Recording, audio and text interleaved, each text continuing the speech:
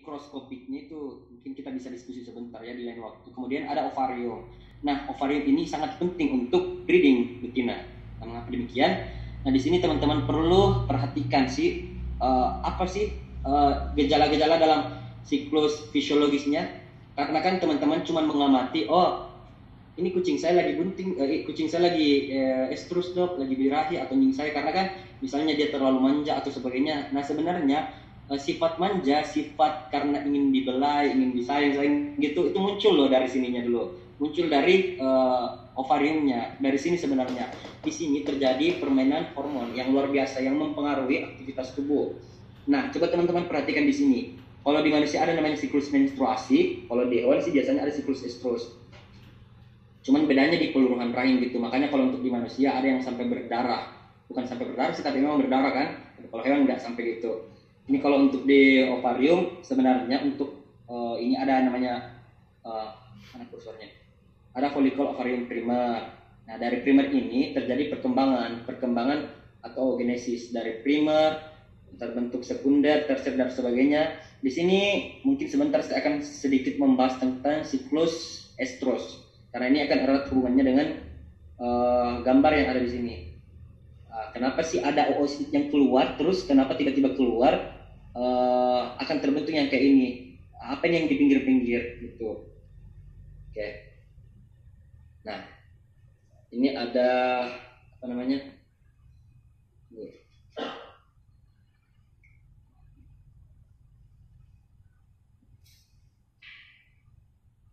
Ini ada maaf guys, ini ada pubertas kehamilan. Jadi yang perlu teman-teman ketahui sih, berbicara mengenai pubertas itu, pubertas terjadi sewaktu kucing atau anjing itu mengalami estrus atau birahi yang pertama kali dan disebut sebagai initiation atau culling. Nah, umur pubertas ini sebenarnya bermacam-macam. Jadi ada yang mengatakan 6 bulan itu kucingnya sudah mulai pubertas. Tapi tergantung faktor predisposisinya lagi. Misalnya untuk kucing-kucing berambut panjang ya, karena kan kita berbicara mamalia, berambut panjang itu biasanya 12 bulan loh, 12 sampai 18 bulan seperti kucing Persia. Beda dengan kucing domestik yang sekitar 6 bulan sudah mulai pubertas pertama. Nah, mengapa demikian? Karena kembali lagi ke kebutuhan metabolisme tubuhnya. Kucing Persia itu sedikit lebih, istilahnya tanda kutip, lebih rewel. Karena untuk pertumbuhan rambut dia juga istilahnya lebih ini kalau secara ini, karena mungkin domestikasinya terlalu manja kepada manusia gitu. Jadi untuk siklus pubertasnya agak terlambat karena dia akan memenuhi kebutuhan tubuh yang terlebih dahulu, yang kayak pertumbuhan kulit, pertumbuhan rambut dan sebagainya. Itu bedanya dengan kucing-kucing ini. Kemudian pubertas itu biasa juga disebut sebagai dewasa kelamin, yang merupakan suatu periode kehidupan jantan dan betina. Dan proses reproduksi mulai terjadi yang ditandai dengan pertanda kemampuan pertama kali menghasilkan benih. Benih yang dimaksud di sini kan sperma dan indungnya gitu, sel telurnya.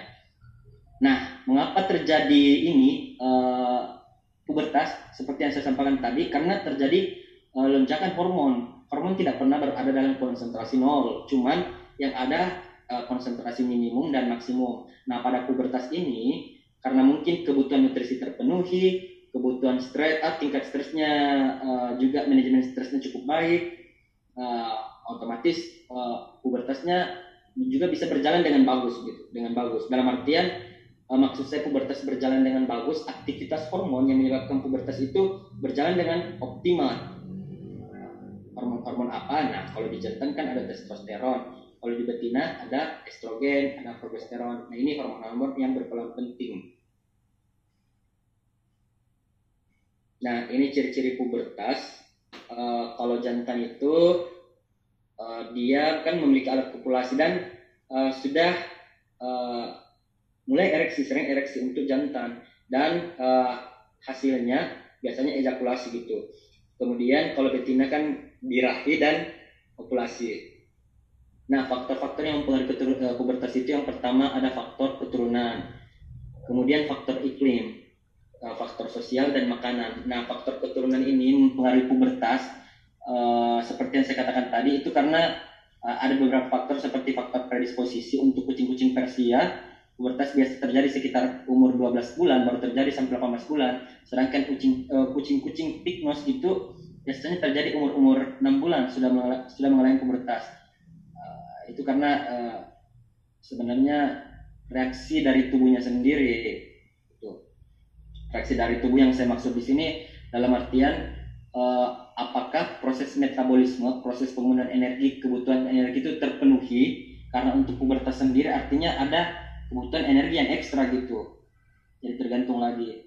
Kemudian iklim.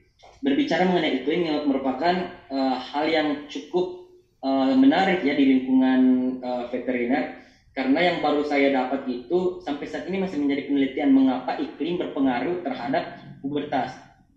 Seperti yang saya sempat baca beberapa jurnal, ternyata di negara-negara 4 musim itu kucingnya biasanya di bulan-bulan September sampai bulan Desember itu terjadi siklus anestrus.